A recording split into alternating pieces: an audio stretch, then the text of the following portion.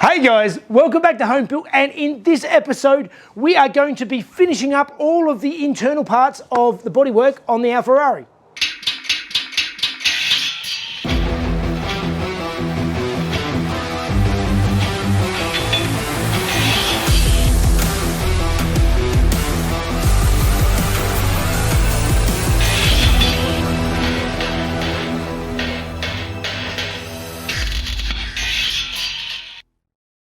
Alright guys, welcome back, and as many of you will have seen, last week I spent a lot of time working on the engine bay of the Alfarrari, getting it nice and smooth and ready for the paint so that it can be the jewellery box it needs to be for the Ferrari engine. I got it under primer. I'm quite happy with the result. If you missed it, I'll put a link up above so you can catch up, and please think about subscribing. It does help us out. So this week, now that I've got inside here pretty much the way I want it, it's looking really nice, I'm going to leave this and move on to the other internal parts of the car, which means door jambs and it means under the bonnet. They're the main things that I need to really get into and make sure that they're just right, and also anything inside the doors and the boot if there's anything that needed. So first things first, I think we're going to get the bonnet on a stand, and let's have a look at the underside of that.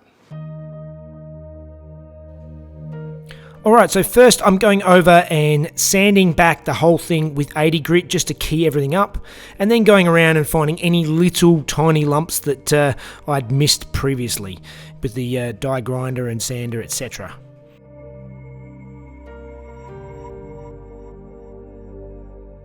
Now mixing up the first skim and just laying a coat over all of the areas that need a little bit of attention.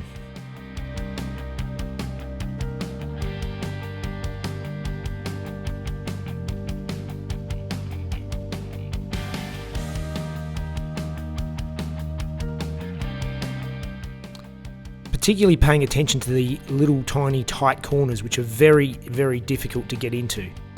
And now is the tedious task of sanding. So I'm going over everything with 40 grit to start with, just trying to get off the bulk of the filler, get it back to a workable spot. And then all the fine tuning is done with 80 grit. Alright, so the bonnet is looking really good. I've got most of the little corners and stuff done now. They're a real pain to get into all these corners, but it's looking quite decent. I've done the final skim on the front edge, just tidying this up, so I'm going to let that set up, and then I can sand that off, and we should be done on the inside of the bonnet, which means we need to move over to the car and start having a look at some door jambs.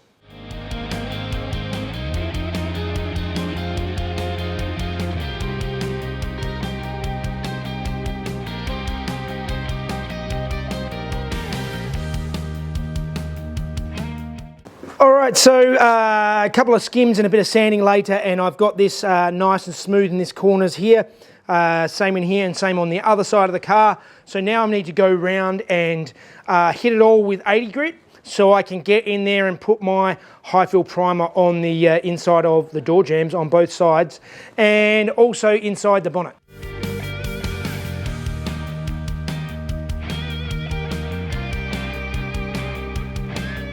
Alright, so I have the bonnet and inside the door jambs ready for my high fill primer. Before I actually put the high fill primer on, something I probably should have done on the engine bay last week. It's not a huge deal in small areas of bare metal. The high fill primer is not a big issue, but a good idea is just put a little bit of etch primer on it, even just aerosol etch primer before I put my 2-pack high fill onto it. So that's what I'm going to do now, bit of etch primer, and then we can get it in and get some high fill primer on this stuff as well.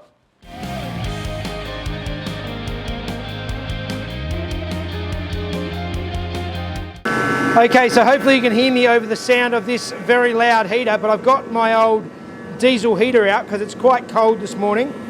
The door is open outside, but I have this blasting into the booth to heat up the metal on all this stuff. I don't want to paint with this thing going because it could potentially be a explosive situation, but this will get the body and the bonnet all warm so I can put some high fill primer on it.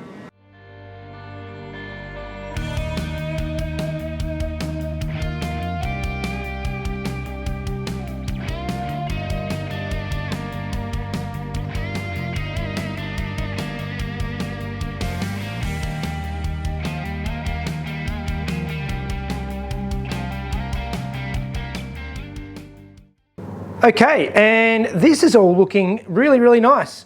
There's a few little tiny imperfections around the place that I'm going to have to touch up later, but overall, the underside of the bonnet looks really good. And coming down the back here, inside these door frames, they're all looking really nice. Just working my way around, getting everything nice and neat and tidy.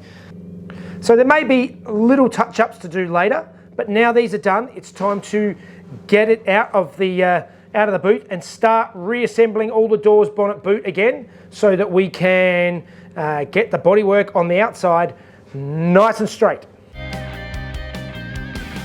All right, so I spent a bit of time then lining the bonnet up again, getting it all exactly right, because obviously now this is the time to have it perfect, so I can go through and start doing my my bodyworking and getting it finally finished. Now this is probably the most difficult part of bodywork on the car, so I think I'm going to tackle this next as the bonnet just pops up. So now it's time to get stuck in. Let's start sanding it back, sanding the whole thing back with 80 grit, clean it up, and then we can start putting on some filler and getting it flat. So I'm just going over the whole bonnet with some wax and grease remover, making it sure it's nice and clean. And now just using a straight edge to just get it perfect again. It's been off, it's been kicking around, and just making sure everything is as flat as I can.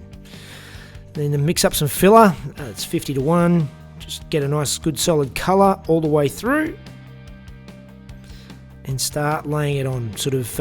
I generally like to lay it on in one direction and then go back sort of 90 degrees and then wipe it the other way to make sure it fills in any pinholes or anything like that and just gets a good coverage. And don't be scared to lay it on a little bit thicker. It's better to be thicker than thinner, because you'll just be coming back again later.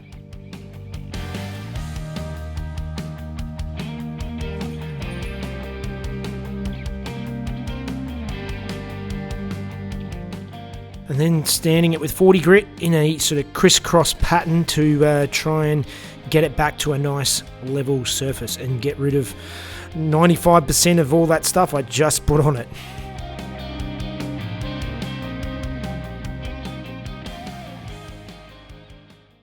All right, this is coming together nicely. So I laid on the filler really thick all over the front bonnet, and then got through and shaved it all back. There's only a thin skim on here now, but this is, as you can see, that by the high spots, by where the metal's coming through, that it was quite rippled, mostly because it was such a thin area and it's double skinned, so it was very difficult to get it flat. So this is by far the worst part of the body of the car, which is why I wanted to tackle it first. And it's coming up really nice. This is really good now. There's still just a very slight low spot just here. But yeah, that's all looking really good. So I'm going to work my way around now, do the whole bonnet scoop and do all the way up the sides here and just get it so that the front end is looking really nice. So it's another layer, and just lay it on and sand 95% of it off.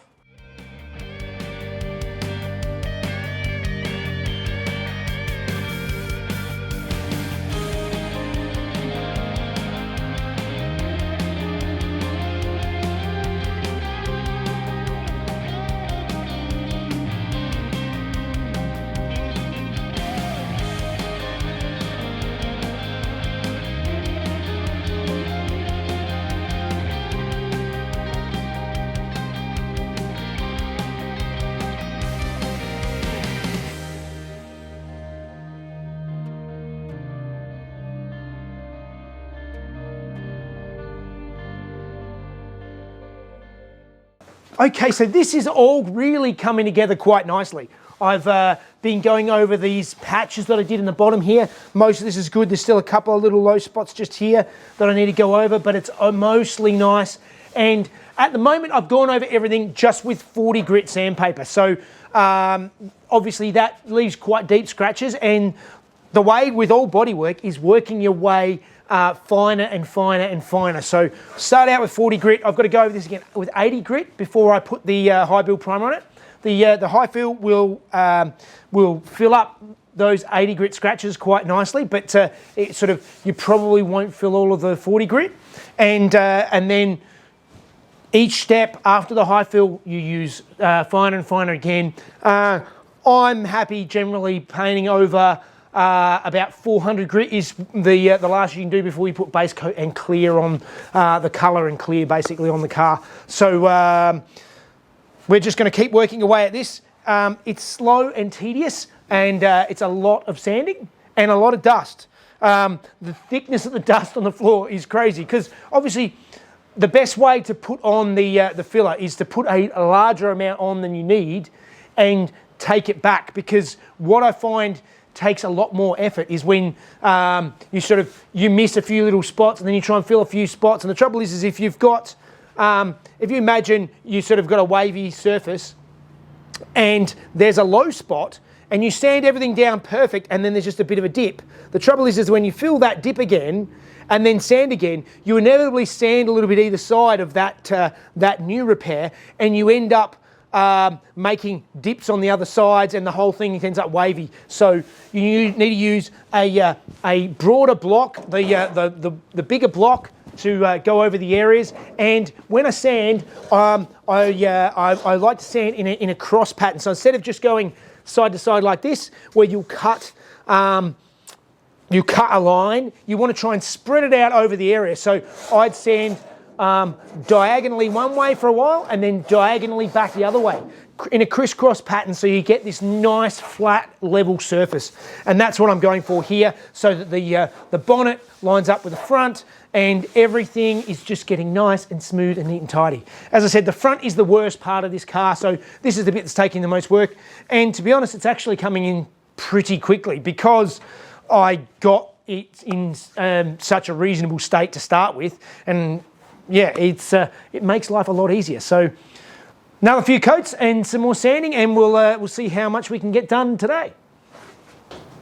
All right, that was a lot of work. The car's looking a bit like a patchwork quilt at the moment because I just went over all of the bare metal spots with some etch primer just to sort of cover up any of the bare metal while I leave it for the week. That is so much work and so much time. I went through, that's why this video has gone out over 2 weeks, because there just wasn't enough done last week to sort of put a video out. I want to still make it interesting for you guys, even though I know you like an update every week. It's really coming together. The front end was the worst part of this car by a long shot, and this has really pulled it together much better now. All this area, this side was pranged where we pulled it out. I had to metal work it, so all of this area was quite thin, so it was quite a lot of work to get it back to a nice state. And it may look like there's a lot of filler on here, and I have put physically a lot on, but the amount of dust in here is crazy from everything I've sanded off. It's very thin. You can see through most of the spots into just down to the metal or the primer underneath. So there is not a lot on here. It's just that top layer, getting it that last little sort of 1% flatter. And I am very happy with the outcome for now. So I think that means it's time for Fun Facts with Mrs. Jeff.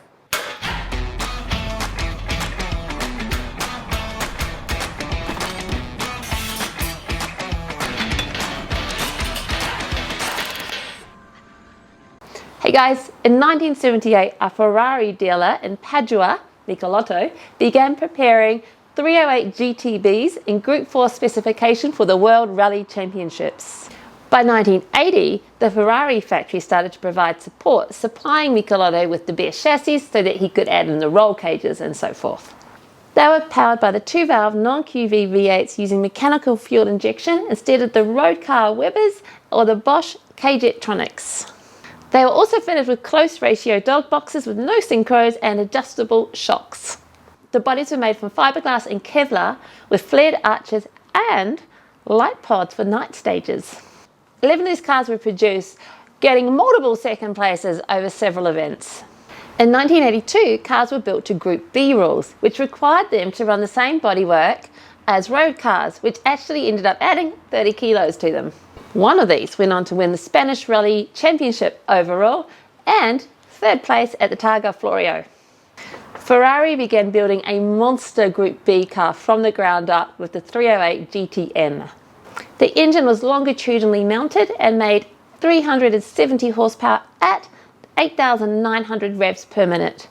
It had an aerodynamic Kevlar and carbon fibre body with a large rear wing and fixed headlights. Testing at fuel rano saw it lapping faster than both the F40 and the 512 BBLM, and only 3 of these cars were ever built with limited success. All right, well, that was probably 5 or 6 days of work that's condensed in that. It really didn't look like much, which again is why I didn't make a video last week. I just rolled it onto this week.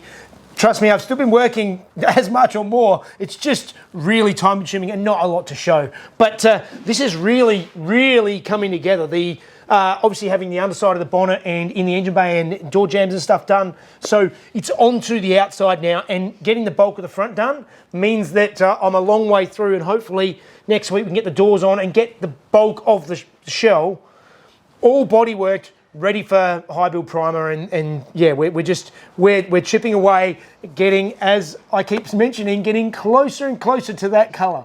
Yes, very exciting. Please like and subscribe, and also I lost my voice last week as well, so. Yes, you're still definitely sounding a little. Still sound a bit weird. A little bit crazy. A little bit weird. That was better than before. I sounded like I don't know, there was something dying in me trying to get out. It was like yeah. Anyway, please like, subscribe if you haven't. If you let Jeff know what you think about things, because he likes to read your comments. He really loves it. Mm-hmm. And if you want to follow him about the ads, a day early, Patreon. That's it. It'd be great. All right, guys. See you next time. I will tell you when you've made a mistake. So stop mansplaining. They were powered by the 2-valve non-QV. They were powered by the They were powered by the 2 V8s using fuel injection instead of the road mechanical fuel injection. The bodies were made from 5 there, and the 512 BBLM and the 512 LB and the 512 LB with no synchros and close fitted G-shocks.